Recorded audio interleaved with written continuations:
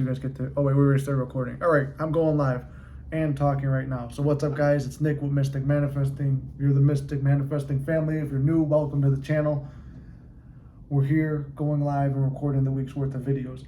But this topic's been bouncing around in my head for a while, and we got it brought up in the live.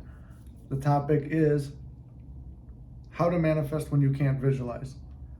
I know I get this all the time. People say, I can't visualize. Myself personally, it's natural for me. It's easy for me because I've done writing and acting and stuff all my life. So visualizing a scene or something that doesn't exist and creating it out of thin air is something I've always been doing. But for some people, they can't do it. But I want to say this. If you take a deep breath, I'm out of breath because I was just smoking too. And actually, this new SP I've been hanging out with, off topic, but smoked cigarettes and got me to smoke a couple, so maybe I'm already dying. Let's not manifest that though. Anyway, what I want to say is, if you're going to manifest, Helen Hetzel, the most winning woman, we just talked about this in the chat too. She brings up when you're trying to manifest and people say they can't visualize. She's like, can you visualize an orange in your hand? Chances are you can't. Just imagine you're holding an orange. You're not looking at your hand. You're not trying to see right here and picture it. No, it's all in your mind's eye and your own picture. So like, I'm looking straight at this camera, but I see the orange and I feel it in my hand. Or close your eyes if it's easier. So like, close your eyes, take a deep breath, visualize, like feel your hand. So like, if I close my eyes and I'm doing this, I know where my hand is. I know what it looks like. I know what it's doing. Like they say that saying, I know the back, know the back of your hand, or what, know something as well as you know the back of your hand. Yeah, I know the back of my hand. I know I got like a little freckle or mole or something there that you can barely see only on certain angles with a hair right there. So I know the back of my hand pretty well. You know the back of your hand pretty well. So with your eyes closed, picture your hand, picture yourself with an orange in your hand. What does it feel like? You feel like that texture where it's kind of soft and squishy, but still hard enough. But if you squeeze it, you know you could break it. I got my eyes closed. You don't have to keep mine closed while I'm talking to you guys. But you feel it. You know, in your hand, you know it's got like that little, like the little indents in it and stuff. It's not perfectly smooth. It's kind of rigid, but still soft and smooth at the same time. So picture that. And if you can't really picture it, do what I'm doing now. Try to describe it to yourself and tell me you don't feel it. Neville talks about it in terms of, can you now picture yourself holding a baseball? Picture in your hand. Focus on the feeling first. And remember, Neville says feeling is the secret. You focus on the feeling, which is what we're trying to obtain anyway. You got a baseball in your hand. What do you feel? You feel the leather of it, the warmish type of leather, kind of beat up, maybe a couple tears in it from getting knocked around a bit. Then you feel the red stitching, and they're a little bit off. They're not exactly together. They're like this, a little bit off. The line, a little bit off like that. The red stitching, and you feel it how it's bumpy all the way down, and it makes that little U shape, and you go around it. Okay, now you feel the baseball. Picture it. Fall asleep with that if that's what you're trying to manifest, the baseball. Now picture a football. What's the football? Oval shaped. Got that leathery pigskin feel. You got the laces on it. You could feel them. They're leather. They're like not all the way through, like on the ends. They're kind of a little bit off. You could feel that too. You feel the football. Move it around in your imaginary hands. Feel the weight of it. It's not very heavy. If you clap it like that, it's like doop, you get a little like noise to it. Picture a basketball. I'm picking all the sports stuff. I mean, this is stuff Neville used as a reference. Basketball, you feel the little bumps because it's got all those ridges and grips and everything on it. You've got all the black stripes and that certain design. If you run your hand over it this way, you got bumps, flat little line, bumps, flat little line all the way around. You feel it. All the shapes of the basketball. If I pick it up and throw it, I see it spinning and comes back down. You get the little bit of bumps like moving in your fingers. Without doing it in your hands, if you could feel the stuff in your hands, you want to hold an egg. This is one I just made up right now. An egg, it's smooth and soft, but there's a little bit of texture to it at the same time, like eggshell paint. So you've got that, and feel the weight. Maybe you feel like the little bit of egg juice is moving around. So taking a deep breath. I don't know, my breathing is bad lately. But so that's the point. Okay, so if you can't visualize, picture it in your hand or describe it to yourself and just be very calm about it. There's no attachment to it. Doesn't matter. You're playing with the egg, you're playing with the baseball, throwing it around from hand to hand as you're going to sleep.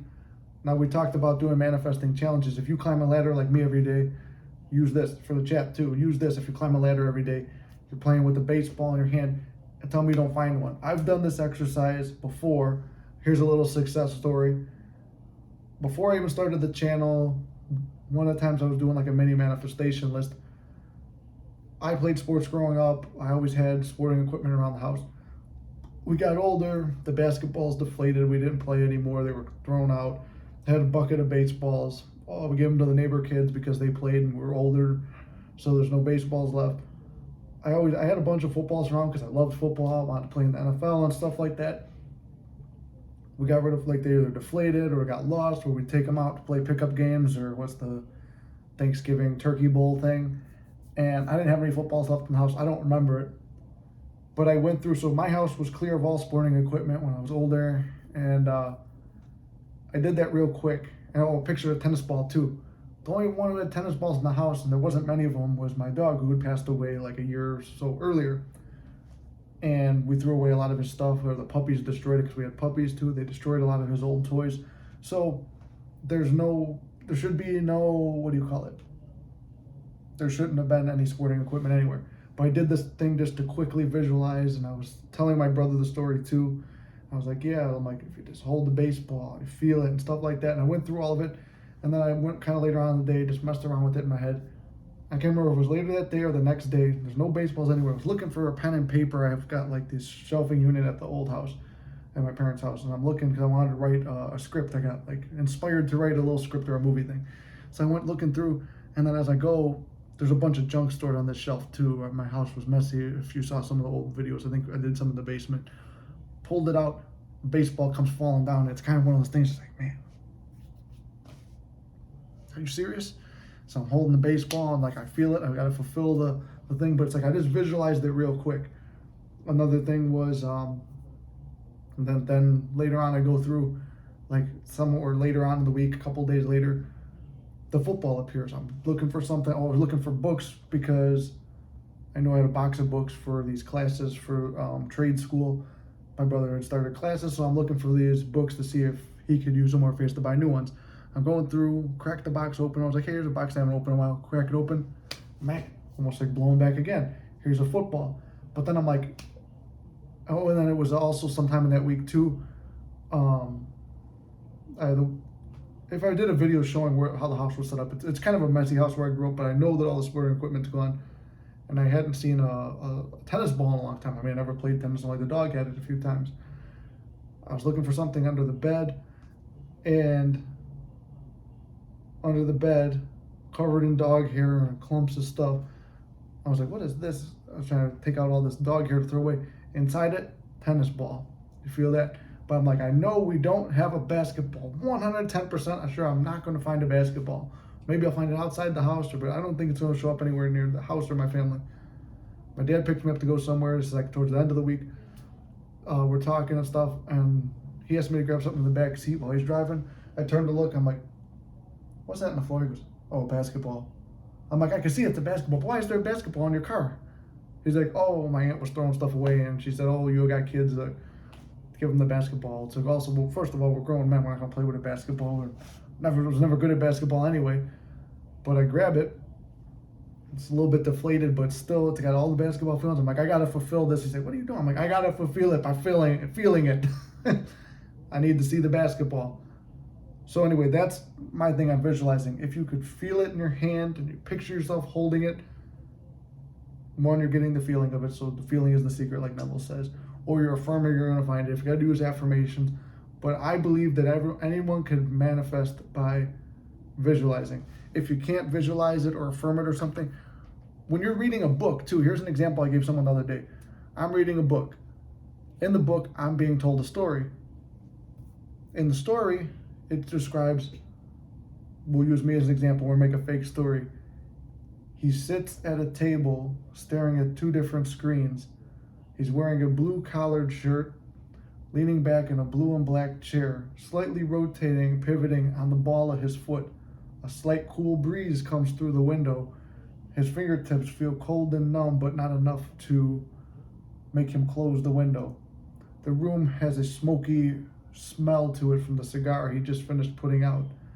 As the smell of the sound of ashes crunching as he ties out his cigar. Look, that's just a scene I just painted right there.